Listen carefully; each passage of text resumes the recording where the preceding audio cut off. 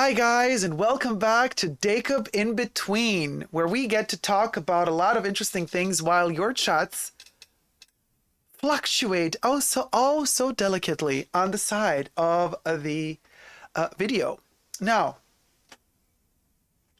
today we're going to be talking about Karl Lagerfeld and his estate. Sotheby's is going to auction off Karl Lagerfeld's estate. Now, as we know, Karl passed away February of 2019, so 1 year before the pandemic hit.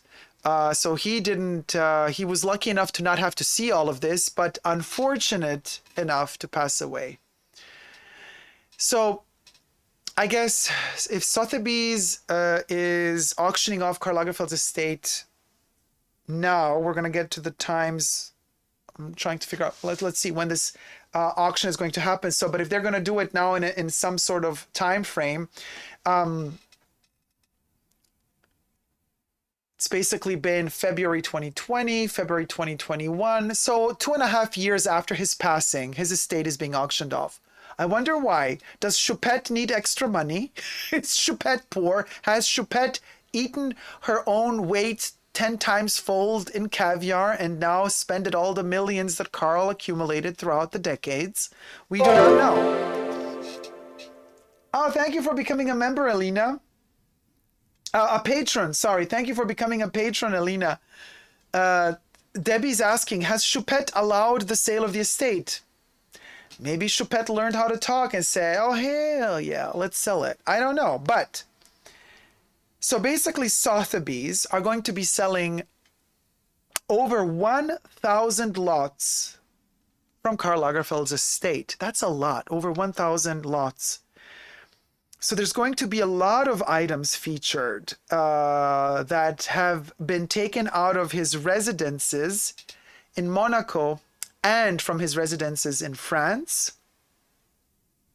So there is a whole plethora and collection of his personal taste, but there's also elements that they will be selling out off of his life, career, including his own art pieces, mostly his photography. So basically, they have taken pieces out of Paris, his apartment in Paris, his residence in Monaco, and his residences in Cologne.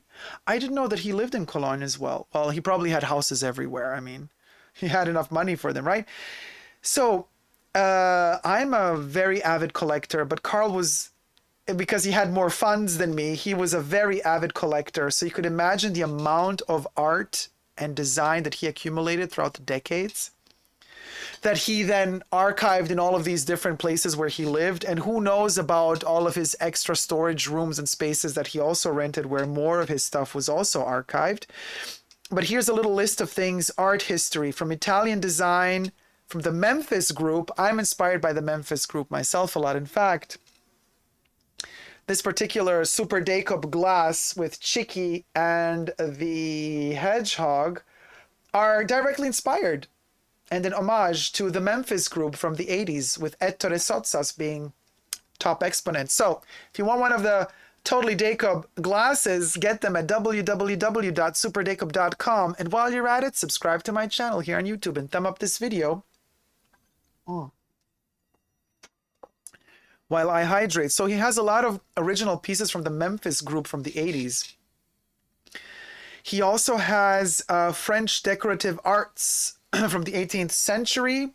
He also has a lot of Art Deco pieces from the time in which Coco Chanel was alive.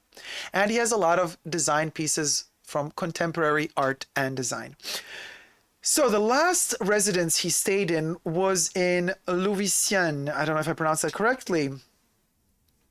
And that particular last residence was decorated in 20s German style, which is fascinating to think that he lived in a space that he adorned to look like a 20s German residence.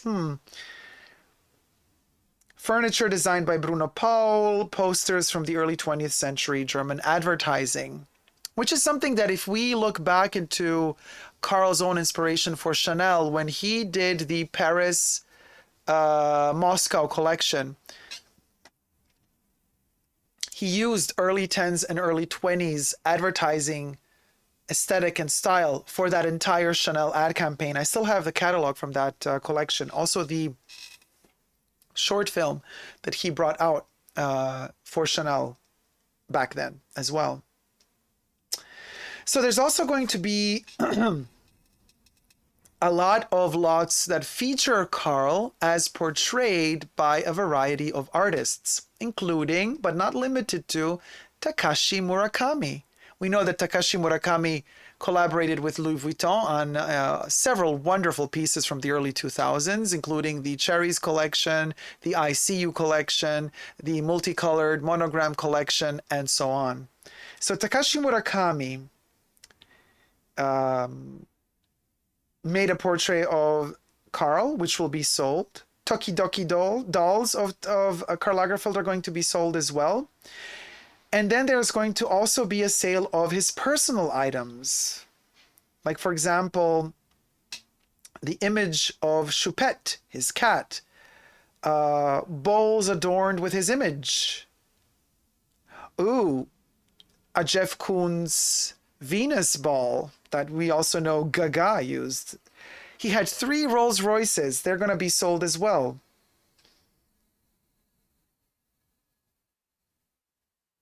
The leather mitens, or the mittens, you know, his little chopped off gloves that he wore constantly for the last 20 years, they're going to be sold as well. And of course, he was obsessed after he lost weight. Well, he said he lost weight for that reason, but he lost weight so that he could wear the skinny Hedi Slimane Dior suits. So all of his, from the Hedi Slimane era, Dior suits are going to go on sale, as well as the Saint Laurent suits, his own Karl Lagerfeld suits, Comme des Garçons, and Martin Margiela. The auction is so big that it will be split up in 2 parts, in 2 segments or 2 sections. The first one will be from the 26th of November to the 6th of December of 2021. And then the second part will be from the 6th of December to the 16th of December. If you want to know more, go to www.sotheby's.com. So, you guys, what do we think about this? Tell us now or forever hold your peace. Would you buy anything? Leslie says. Just dreaming, I mean. If you have the funds, fantasy question. Bim Black says, Karl's custom-made white shirts. Deb says, fantasy funds? I definitely would. Hamid Allah says, you are best. Hey, Hamid, how you doing, sweetie? So, we ain't got no kids. Who did his estate get willed to, says Jack. Well, he left most of it to his cat.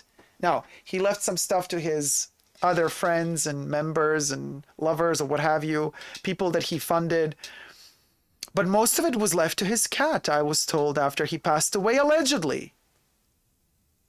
Now, Jack says, I'm sure there's got to be some rare Chanel pieces in the sale. He didn't really wear Chanel. I don't know if there's a lot of Chanel, but I want Chanel.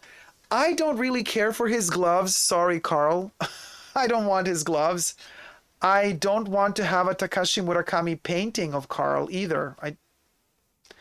I don't want his Rolls Royce. I would want his 80s Memphis group furniture, though. I would want the furniture. I would want the design pieces from the Memphis collection. Ettore Sozzas original from the 80s, not a re-edition. Anytime.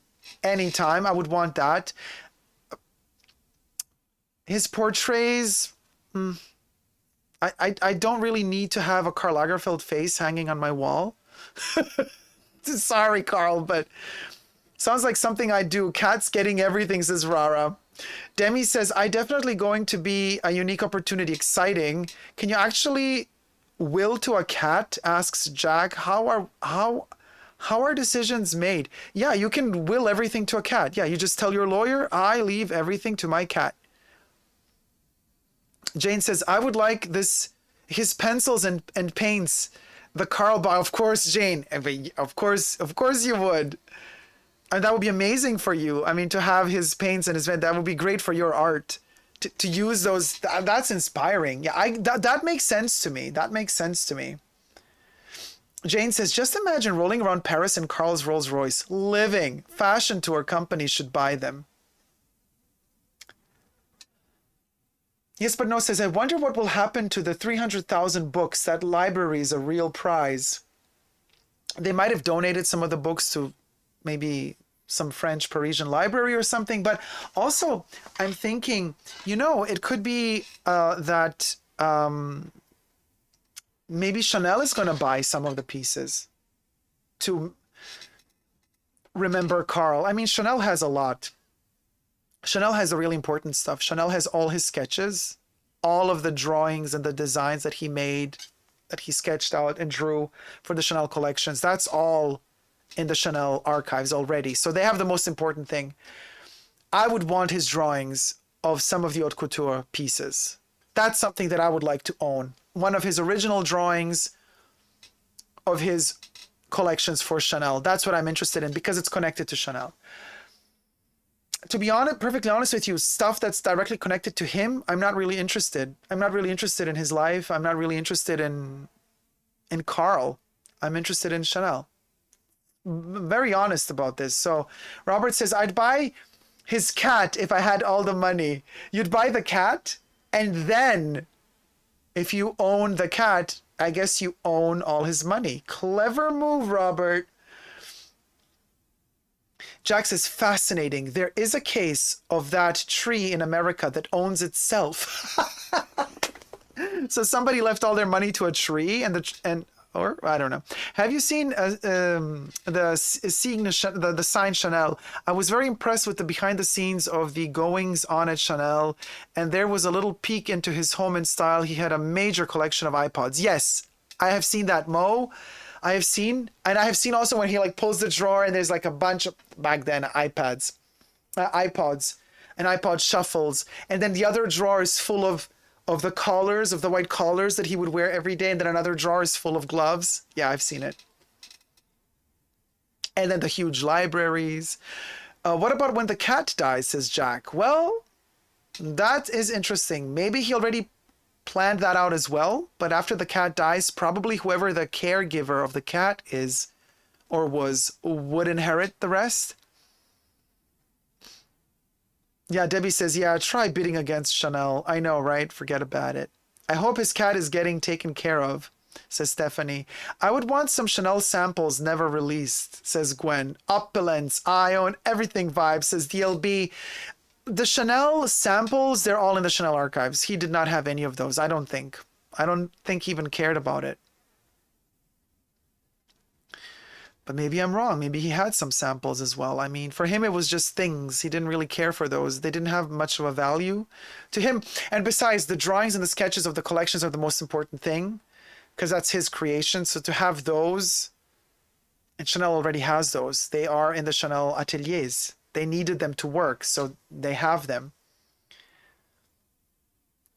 Rara says, fabulous independent tree. I'm sure all the couture clients will be bidding, says Jack. Rara says, me too, Stephanie. He obviously loved it. He loved his cat. He loved Chupette so much. Chupette had like blue, or still has, I don't know if Chupette is still alive, but has blue eyes. Will the Quai Voltaire building be sold? Yes, but no, I don't know. Diego Gold says his former muse and boyfriend Baptiste Jabiconi and his right-hand man Sébastien Gendu. Well, boyfriend. Baptiste was always dating girls. I think Baptiste was his muse and that's it. Eventually gay for pay. But Jabiconi was not his boyfriend. Jabiconi very much straight, but very much ready to do anything he needs to do for fame, darling. In fact, you see, it all worked as long as Karl was alive. The second Karl was gone, so was Jabiconi. Nobody really cares for him. Nobody books him, really. Nobody. It's kind of sad. He's one of those people that existed and had a fame thanks to Karl. Jabiconi, who was Chupette's initial owner and gifted her to Lagerfeld, called himself the designer's favorite. Robert says that cat better check his meal every time he gets lunch. Poison murder is a real thing. True. I hope this cat invested wisely and wasn't a spendthrift, says Jane.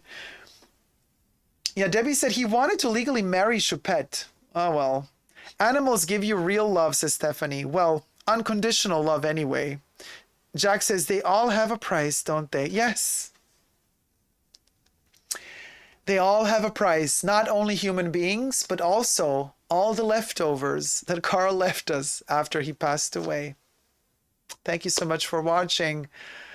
Subscribe to my channel, thumb up this video, and let me know in the comment section down below, if you had the means, which piece would you buy from Lagerfeld's estate? Until next time, never forget to never give up on love. Love you all. See you soon. Take care. Bye. Mwah.